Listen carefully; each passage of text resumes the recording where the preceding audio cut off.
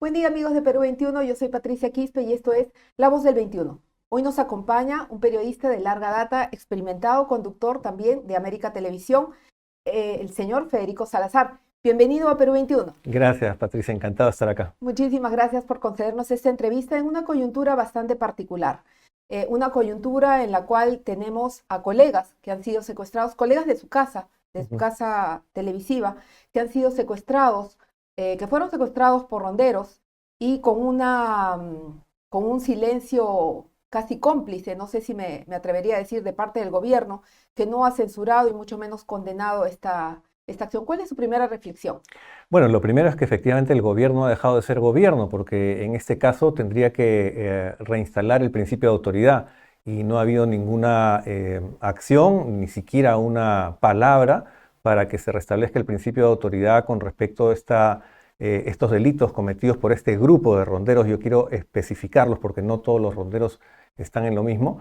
Que han fungido como agentes del gobierno, ¿no? Porque han forzado a Eduardo Quispe a decir cosas contra su voluntad, ¿no?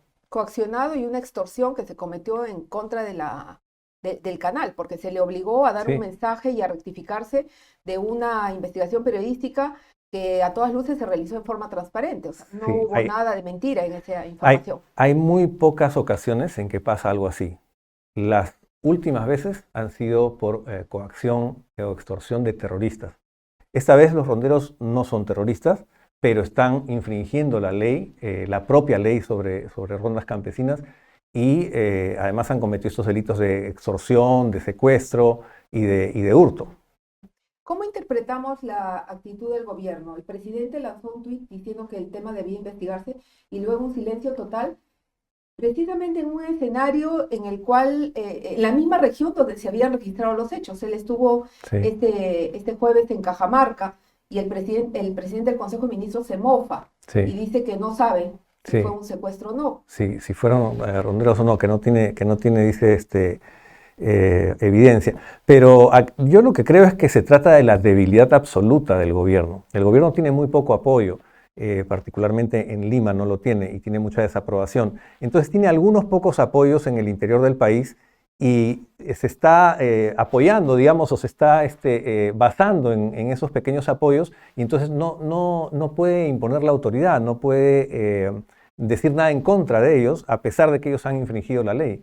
Y entonces estamos en un momento de anarquía, casi de desgobierno en todo caso, ¿no? Porque justamente por la debilidad política de este gobierno, que no se atreve a ir contra quien infringió la ley, ¿no? Felizmente tenemos la fiscalía, que esperemos actúe en este caso de oficio, ¿no?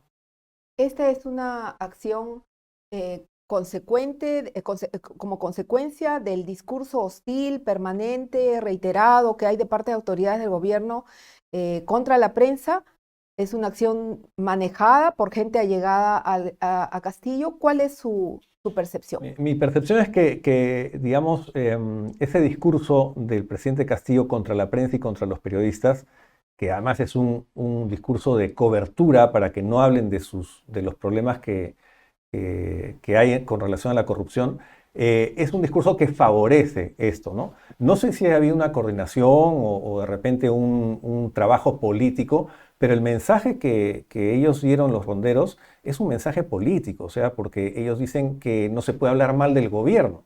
Entonces, eso ya trasciende la jurisdicción de una ronda, porque ya se convierten en agentes u órgano eh, del gobierno, ¿no? Cuando las rondas tendrían que estar a favor de la seguridad campesina o la seguridad ciudadana en general, lo cual es una función para el Estado, digamos, o en sustitución de las partes del Estado que no pueden atender esas tareas. Pero tareas de decir, tú dices lo que yo pienso y lo que tú piensas está mal, eso ya es política. Y eso no debería ser una ronda campesina, ¿no? Y política a favor del gobierno, que es un gobierno investigado por corrupción, ¿no? Para desde sectores del gobierno y también desde sectores de la izquierda, eh, hay un discurso de defensa de este grupo de ronderos, como bien lo ha precisado, y apelan a que hay un derecho consuetudinario de las rondas, que realizan o exigen el respeto a sus costumbres, a sus creencias, pero también se ha precisado, han precisado los especialistas que esto ocurre dentro de límites. O sea, las rondas no tienen una extensión, no son ilimitadas. Claro. Claro, lo que pasa es que el derecho consuetudinario es consuetudinario, o sea, basado en las costumbres, pero es derecho. O sea, y no puede haber un derecho que infrinja los derechos fundamentales de las personas. Es decir, no existe ningún derecho que le permita a la autoridad quebrar la libertad personal de alguien. El derecho es justamente eso, el cuidado del ámbito de las personas, ¿no?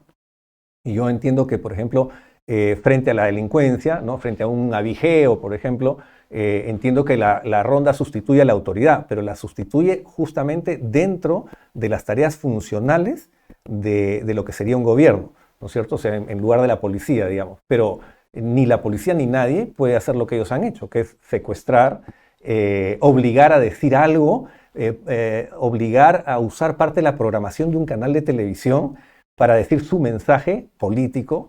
Eso de ninguna manera sería digamos, una policía tipo la Gestapo o algo así, ¿no? ¿Qué alarmas se encienden eh, ante este escenario y la actitud, la respuesta que ha tenido el gobierno?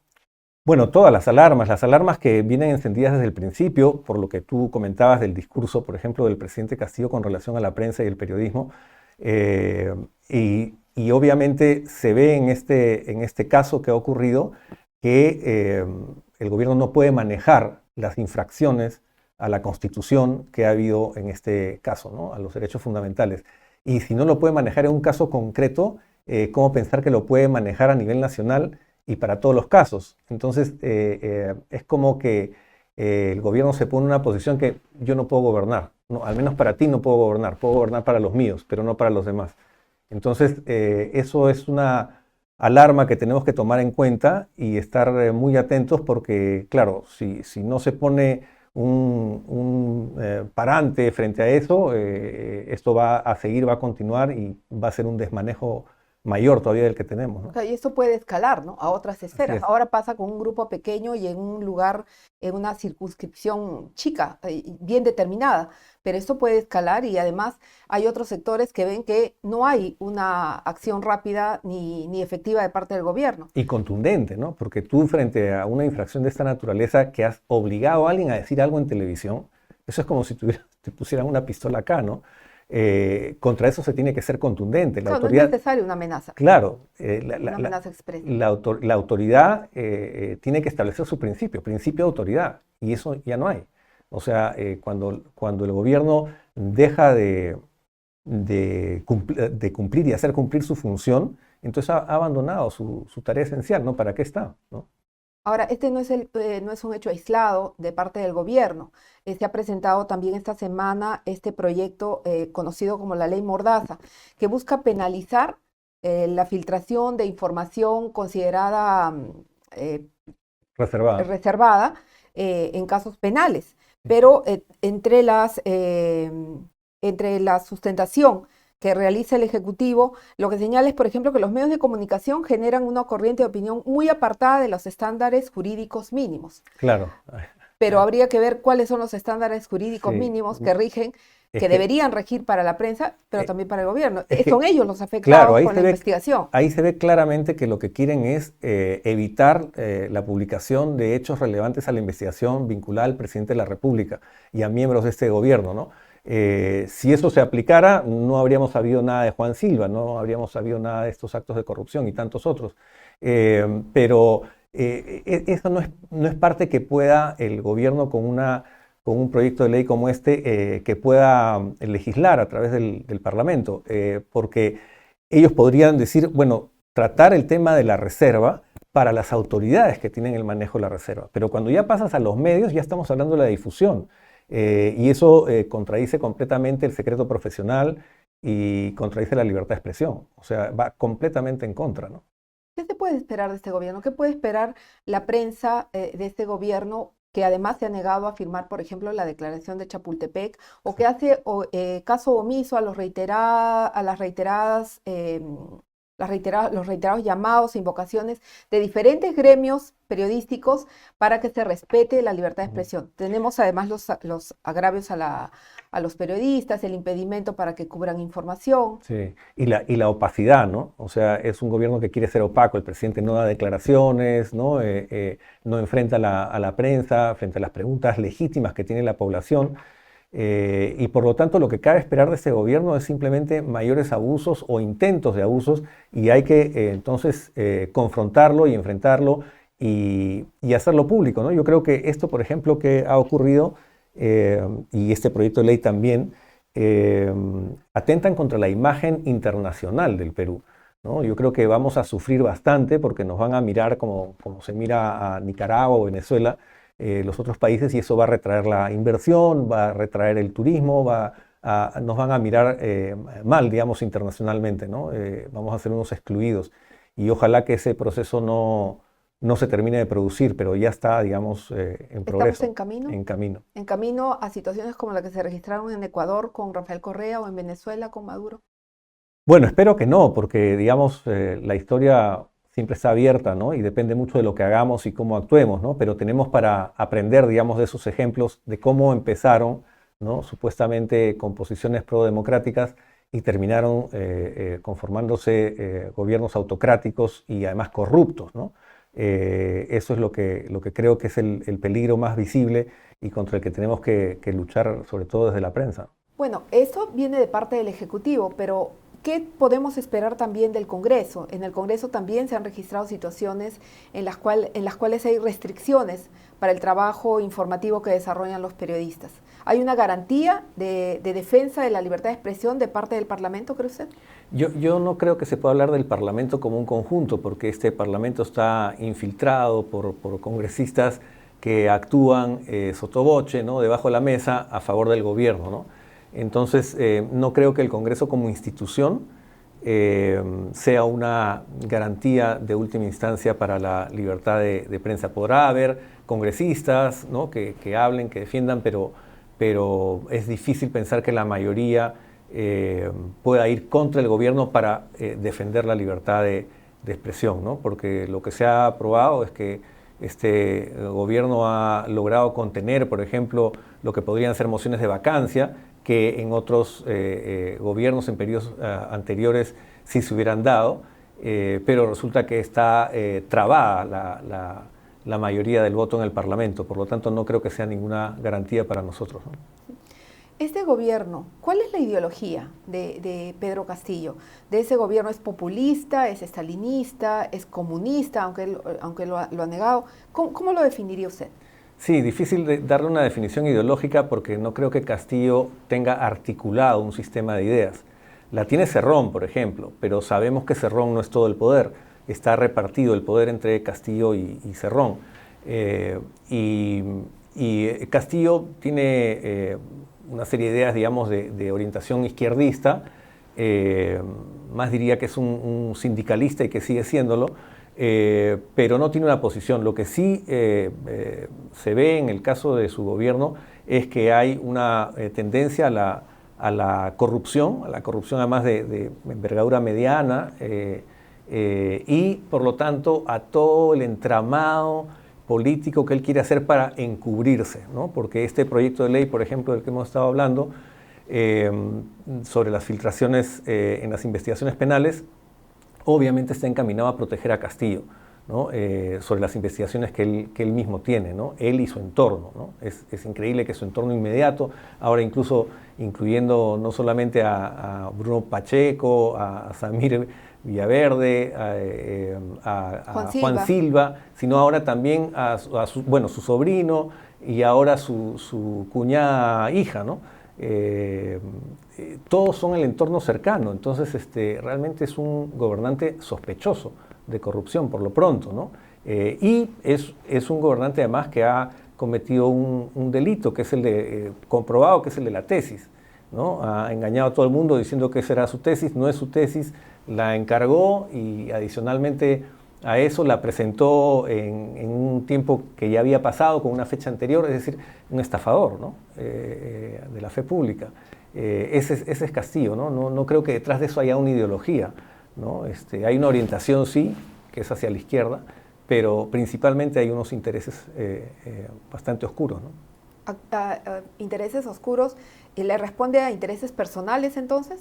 ¿Qué tanta es la influencia actualmente, cree usted, de Vladimir Cerrón en Pedro Castillo? Se habla de algunos hablan de una ruptura a raíz de este pedido que hizo Vladimir Cerrón público para que el presidente renuncie a su militancia en Perú Libre, pero ¿hay todavía influencia de Vladimir Cerrón en el gobierno? ¿Y qué tanto se han distribuido el poder ambos? Claro, no creo que se lo hayan distribuido, sino se ha ido dando una distribución, no es que se juntaron. Se han ido acomodando las piezas. Exacto, y por eso es que es bastante plástico esa relación, ¿no? O sea, a veces le dan, a veces le quitan a Cerrón, ¿no? Pero Castillo sabe que depende de él, porque las fuerzas del Congreso, que son bastante precarias a su favor, dependen obviamente del grupo de Cerrón. Entonces, digamos que Castillo tiene que estar manejándose con mucha prudencia con respecto a Cerrón, y Cerrón tampoco quiere romper palitos porque sabe que ahí tiene una gran cuota de poder, ¿no? E influencia. Este viernes el presidente Castillo firmó un decreto supremo para democratizar, dice él, la derrama magisterial, los fondos de la derrama magisterial. Pero esto es según han advertido los especialistas, una flagrante intervención de recursos que son privados. Esos recursos de la derrama magisterial que superan los 2.500 millones de soles no son recursos públicos, son recursos privados.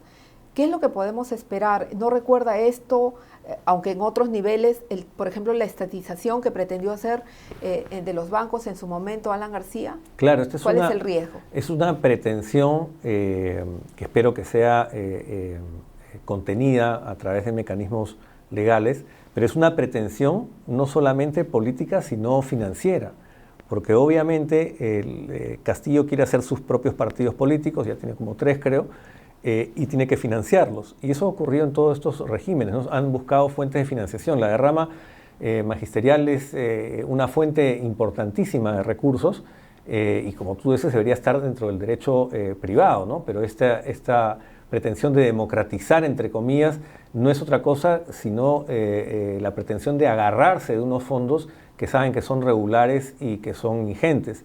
Y obviamente yo creo que eso es simplemente para financiar sus propias actividades político-partidarias, ¿no? Para favorecer a la FENATEP, ¿no? Exacto. Que es lo que él ha estado promoviendo y detrás de lo cual él ha estado. Claro, es el pleito con Patria Roja, ¿no? Y es esta lucha de los sindicatos, ¿no? En el cual quiere hacer imperar el suyo o irlo metiendo de a pocos para que tenga más fuerza y por lo tanto más financiación, ¿no? Yo creo que hay un tema financiero ahí bien importante. Claro, pero en este tema la ciudadanía o el poblador común y corriente podría pensar que este es un tema circunscrito a la derrama, pero no hay un riesgo también de que esto vaya escalando y, por ejemplo, ¿qué pasa si mañana el presidente viene y dice que quiere democratizar también los fondos de las AFPs? Claro, no solamente democratizar los fondos de las AFPs ¿Cuál es el término que usa él? Hasta empresas, ¿no es cierto? Pero eso es, ellos lo han anticipado al inicio del gobierno, que hablaban de nacionalización. Esos también son términos que cubren en realidad lo que son apropiaciones ilícitas, ¿no? A través de mecanismos legales, ¿no? Pero un decreto de gobierno no puede cambiar un estatuto privado, o sea, eso está completamente contra la ley, y yo espero, como te digo, que eso se contenga con una defensa legal adecuada, ¿no? Porque, como bien tú anticipas, esto, si tiene éxito hoy día acá en este caso, van a obviamente pretender hacerlo en otros casos, ¿no? Y es un peligro constante el que tenemos frente a este gobierno, ¿no? Ahora, ya estamos en julio y como decía en algún momento de la entrevista, contra todo pronóstico, el gobierno de Pedro Castillo va a cumplir un año. ¿Qué se espera en este mensaje en el que ha anunciado él que habrá sorpresas? Algunos dicen cambio de gabinete. ¿Con qué más nos podría sorprender, entre comillas, Pedro Castillo? Sí, no creo que haya cambio de gabinete, la verdad. Y yo creo que él depende mucho de Aníbal Torres. Toda la negociación, por ejemplo, que se hizo o que se habría hecho con Bruno Pacheco, la hizo en un carro, en una calle desolada de San Borja, Aníbal Torres. Y por lo tanto yo creo que él tiene mucho manejo de la cosa interna, digamos, ¿no? A través de la cual se arreglan estos menjunjes que tiene Castillo, ¿no? De manera que no creo que haya un cambio de gabinete o de presidente del Consejo de Ministros y por lo tanto de todo el gabinete. Quizá haya algunos cambios de ministros, pero yo no esperaría mucho de él, y eso que él dice la sorpresa y tal, no creo que sea, la verdad, gran cosa, ¿no? Él está muy acostumbrado a jugar, a engañar, A blofear. Exacto, ¿no? A aparentar cosas, ¿no? Pero no se puede saber lo que va a venir con él, porque como es permanentemente un trabajo de equilibrios que él tiene que conseguir, ni siquiera él sabe lo que va a ocurrir, porque no sabe con quién va a tener que pactar, quién va a tener que cederle terreno, a quién va a tener que darle un ministerio. Eso depende del precario equilibrio que va consiguiendo día a día, ¿no? Entonces creo que no se puede anticipar con él nada, ni él mismo lo sabe. ¿Se puede decir que el presidente Pedro Castillo está en una permanente cuerda floja? Sí, yo creo que él es un equilibrista y por eso ha llegado al año, y de repente llega a más porque ha ido consiguiendo sus apoyos, por ejemplo, con los congresistas estos, ¿no? Los famosos niños, que son muchos más de los que se ha señalado y no se limitan a Acción Popular, ¿no? La mesa en el Congreso. Han surgido varios nombres, uno de ellos es el de Gladys Echaíz, Roberto Quiabra, Lady Camones. ¿Debe respetarse ese acuerdo al que llegaron las 5 bancadas políticas en julio del año pasado, cree usted? Bueno, porque algunos cuestionan, por ejemplo, la cercanía o cierta cercanía de César Acuña, que es el líder de la agrupación que tendría las riendas del Congreso, si es que se respete ese acuerdo. Sí, claro, y está el tema de la tesis, como te decía, ¿no? Aparentemente esa tesis se hizo después del 2017, porque hay citas del 2017 en una tesis que se supone se presentó en el 2012, y eso solo tiene que haber sido posible con la algún complicidad acuerdo. de autoridades. Así es. Universitarias. Y bueno, Karelyn López dijo que había un acuerdo con Acuña, ¿no? Yo la verdad que no confiaría para nada en el liderazgo de Acuña, y además los acuerdos de los congresistas y de los partidos pueden cambiarse, y de hecho se van a cambiar, y un año es demasiado. O sea, yo creo que ahí debe haber nuevas fuerzas que estén pugnando por hacer sus propios acuerdos, ¿no? Pero parece que no tienen luces todavía, y ya se acerca la fecha, ¿no? Perfecto. Muchísimas gracias, Encantado, Federico. Ha sido Patricia. un placer de verdad conversar sobre diferentes temas relacionados no solamente con la prensa, sino con la coyuntura política. Excelente. Muchas gracias, Patricia. Para mí me ha encantado también estar acá. Me siento como en casa. Y esperamos que no sea la última vez. La última vez. Muchísimas gracias nuevamente. Gracias también. Y con ustedes, amigos, eso ha sido todo. Federico Salazar, un experimentado periodista que nos ha dado luces respecto de lo que está pasando en nuestro país, y también un análisis sobre este lamentable secuestro de 2 colegas nuestros por parte de un grupo de ronderos en Cajamarca. Con ustedes, eso ha sido todo. Muchísimas gracias por su atención y esperamos tenerlos nuevamente muy pronto en La Voz del 21.